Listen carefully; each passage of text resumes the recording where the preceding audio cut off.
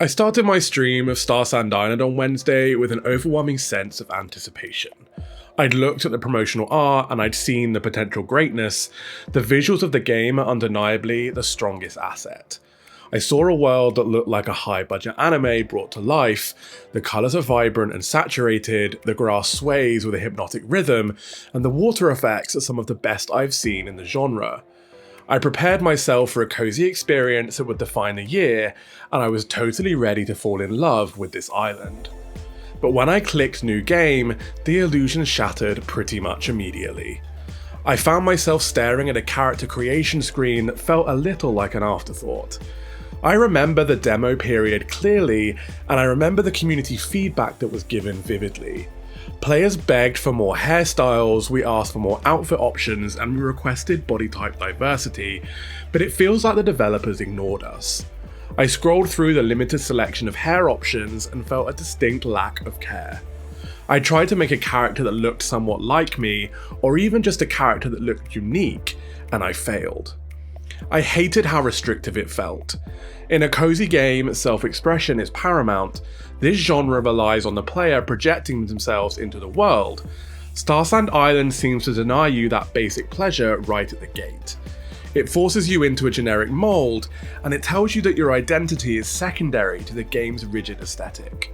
This was a bad start. It showed me that the developers are prioritizing their specific visual style over player agency. I watched the chat's reaction shift in real time. The mood during the stream was a roller coaster. At first, everyone was screaming with excitement, they loved the art style, they spammed emotes when they saw the animals. The cows are genuinely cute, the capybaras are round and adorable. The creature design is top tier. But then we pulled up the Steam store page. We saw the price tag and the hype died instantly. I noticed the energy leave the room, people stopped talking about the cute animals and they started talking about their wallets. They started asking if the game was even finished, and they started comparing it to other, cheaper, complete games. The visual polish, the wow factor, evaporated the moment the financial reality set in. I guess I need to define exactly what Starsand Island is attempting to be, because the marketing is a blur of buzzwords. This is a farming simulation with light exploration and relationship mechanics. To give you the elevator pitch, think Stardew Valley meets Coral Island meets Sunnyside. It takes the grid-based farming mechanics of Stardew, borrows the tropical island setting and diving aspects of Coral Island, and overlays the modern, high-fidelity anime aesthetic of Sunnyside. On paper, this combination sounds perfect, but in practice it feels a little derivative. But it's the pricing structure that shocked me the most. This is an early access title, it's unfinished, yet the entry-level price is just under $30 with a launch discount. That is a premium price point for an indie game in this genre, but it gets worse. I saw a deluxe bundle listed for over $40 with that launch discount. I find the existence of a deluxe edition for an early access game to be a massive red flag. It scares me, and I think it signals a priority shift. The developers are asking for AAA money for a product that is barely in beta. It suggests that they are already thinking about monetization tiers before they have even fixed the basic bugs.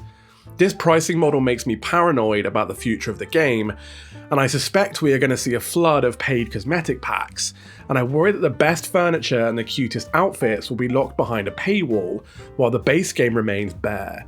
This is a dangerous precedent for the cozy genre. And I refuse to entertain the Stardew Killer label. I see people throwing the term around in the comments and on Twitter, even I've used it, and all I'm going to say is stop it.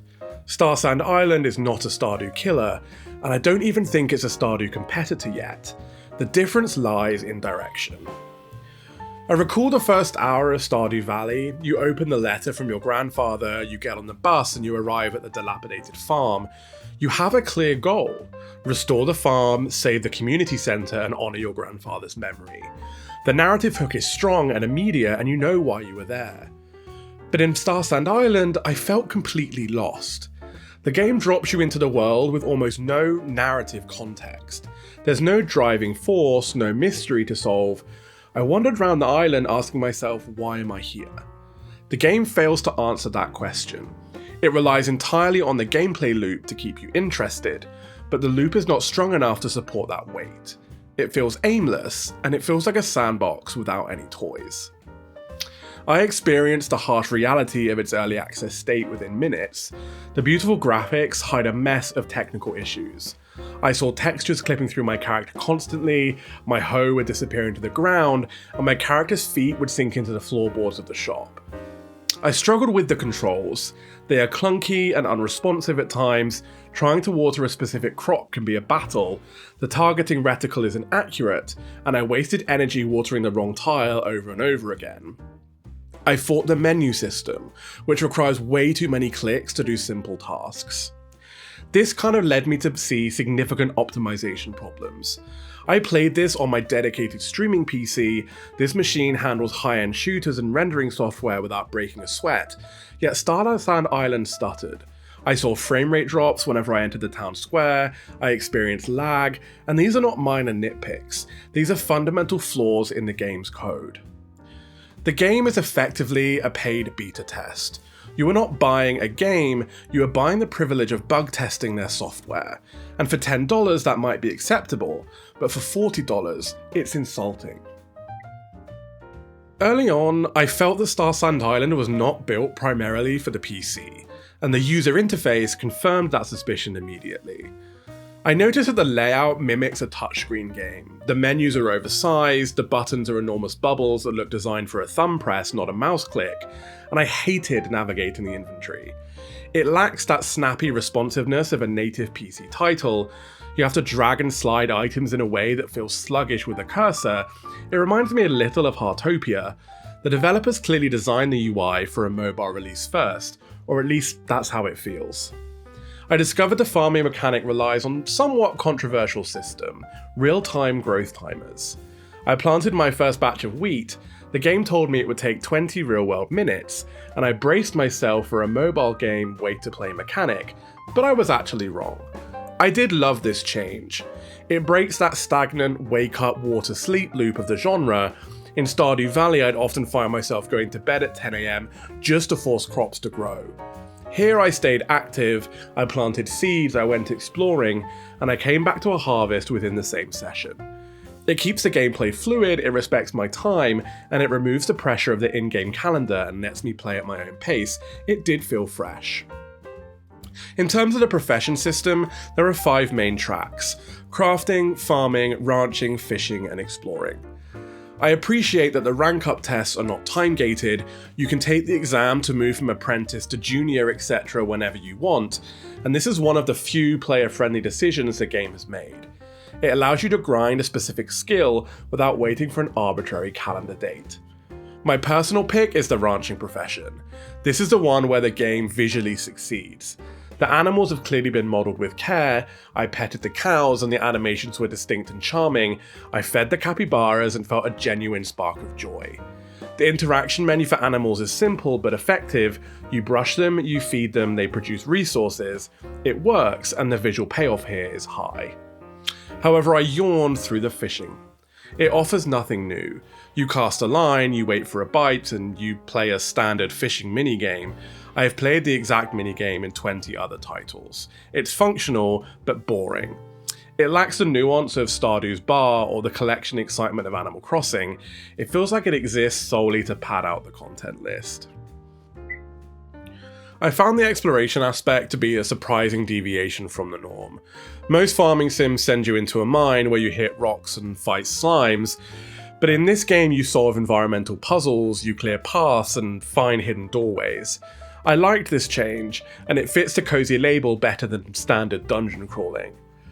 I struggled immensely though with the building and decorating tools. This was the feature I was most excited about. The trailer showed elaborate island designs, but the reality is a nightmare of bad camera angles and bugs. I tried to place a simple wooden chair, the isometric camera view made it impossible to judge the depth. I clicked to place it and the chair vanished. I realised the furniture had clipped through the floor, it fell into the void beneath the map and I could not retrieve it, nor could I undo the action. I wasted in-game resources on an item that ceased to exist because of a collision bug. I tested this again with a rug, the same thing happened. I refuse to engage with a decorating system until this is patched. A game that sells itself on aesthetics cannot have a broken placement system. When reading the dialogue, I felt a headache coming on. The translation is rough. It reads like machine translated text that was never edited by a native English speaker. Sentences are grammatically incorrect, the tone shifts wildly between formal and slang, it often breaks immersion. I tried to care about the characters, but I could not understand their motivations because the text was barely coherent. One of the main problems you'll encounter is the tourist problem while exploring the town. The world is populated by NPCs, but most of them are hollow shells. The game calls them tourists. I interacted with them, they asked me to take a photo, I took the photo, they gave me a generic gift item. Then they walked away and effectively disappeared. I felt lonely in a crowded town. The game boasts about having 27 named characters, but the depth of interaction is shallow. The tourists are not characters, they are vending machines. You put in a photo, you get out a prize. They have no schedules, they have no relationships, and they do not contribute to the town's culture. They exist to make the screen look busy. This leads me to the distinct lack of connection with the actual residents as well. I completed fetch quests for them, like bring me wheat, bring me fish. I did the work, they said thanks, and that was it. I did not feel like I was building a relationship, I felt like an Amazon delivery driver. The friendship meter went up, but the dialogue did not change significantly. In Stardew Valley, high friendship unlocks cutscenes that reveal deep character flaws and histories. In Starsand Island, high friendship seemingly just unlocks more fetch quests. The gameplay loop is a mixed bag. The real-time farming is an innovation I want to see in more games, the animal care is adorable, but the mobile-style UI, the broken building system, and the hollow NPCs drag the experience down. It tries to do everything, but it masters very little. I do want to talk about the good things that I found in Starsand Island. I found the sense of freedom to probably be its strongest asset. Most farming sims do force you down a linear path, you must farm to unlock the mine, you must mine to upgrade tools, and you must upgrade tools to clear the farm. It's a very rigid cycle. Starsand Island breaks that chain. I noticed that I could ignore the farming completely if I wanted to. I walked straight into the forest, I started exploring immediately, and I passed the ranching test without ever planting a turnip. I respected that the game did not treat me like a toddler who needs a tutorial for every single mechanic. I also liked the real-time growth system more than I expected. I mentioned this before, but it bears repeating. I feared it would be like a mobile cash grab, but I was wrong. The 20-minute timer for wheat meant I could plant a crop, run a quick errand in town, talk to a neighbor, and return to a harvest. It keeps the flow moving, whereas in other games, if I missed a watering window, I have to sleep and waste an in-game day. Here, the clock is my friend. It respects my real-world time and allows for shorter, punchier play sessions that fit into a busy schedule. And I do admire the sheer visual fidelity of the environment. I often critique games for relying on vibes over substance, but the vibes here are admittedly excellent. I stopped running just to watch the light filter through the trees. I took screenshots of the water reflections. The art team created a world that feels warm and inviting, and if you're a player who primarily plays for cozy screenies to post on social media, this game delivers. The aesthetics are undeniable. But where there's good, there's always bad, and unfortunately, Starsand Island is full of the bad. I hated the technical state of this game. I cannot gloss over this. It's broken. I experienced bugs that are unacceptable even for an early access title, like placing the rug in my house and it clipping through the floorboards and vanishing into the void. I couldn't pick it up, I couldn't move it, I lost the currency I spent on it. I saw floating textures in the town square. I watched an NPC walk straight through a solid stone wall and disappear. I asked for reports from my community and friends who were also playing, and I've heard horror stories of the black screen of death. Several players told me their game crashed upon loading a save file where they lost hours of progress. I saw screenshots of player characters turning invisible during cutscenes. You're watching a romantic moment and your avatar is just a floating pair of glasses. It destroys the immersion instantly, and it proves the game was not ready for a paid release. The user interface I despise. I said it earlier, but it ruins the experience. The menus are clumsy, the inventory management is a chore. I tried to organize my chest and the drag and drop sensitivity was off. I dropped items on the ground instead of into the slot. I felt like I was playing a tablet game on a high-end PC. The developers did not optimize the controls for a mouse and keyboard. It feels lazy, and it feels like the port of a mobile game that hasn't been announced yet. In terms of the audio, I turned it off after the first hour. I found the music to be repetitive and grating. A good cozy game soundtrack fades into the background. It supports the mood. This soundtrack loops constantly, the tracks are short, you hear the same flute melody every 30 seconds, and it drove me crazy. The sound effects are also lacking. The footstep sounds don't often match the terrain, walking on grass can sound like walking on concrete, and these details matter. At the 10-hour mark, I really struggled to find a reason to keep playing, and this is the story problem. In Stardew Valley, you have the community center. In Coral Island, you have the ocean cleanup and the giants. You have a clear long-term goal that drives your daily actions. Starsand Island lacks this direction. I finished the initial tutorial quests, I looked at my screen and I asked myself, well, what now? And it felt like the game had no answer. I felt aimless. I was farming for the sake of farming, I was making money to buy furniture that might fall through the floor. The narrative is thin, the characters don't pull you in, and I did not care about saving the island because the game never explained why the island needed saving. Without that narrative hook, the gameplay loop collapses. I do not see myself playing this for 100 hours, I barely made it to 10. For me, Starsand Island is a bad value proposition right now. I look at the price tag and it makes me angry. The base game is roughly $27 and the deluxe edition is over $40. I cannot recommend you spend $40 on a game that deletes your furniture, and I cannot recommend you spend $30 on a game where the main character turns invisible. I believe the deluxe edition for an early access game is predatory. It creates this fear of missing out effect and locks cosmetic items behind a paywall before the core game is even finished. To me, it signals that developers are prioritizing monetization over optimization, and that is a major flag.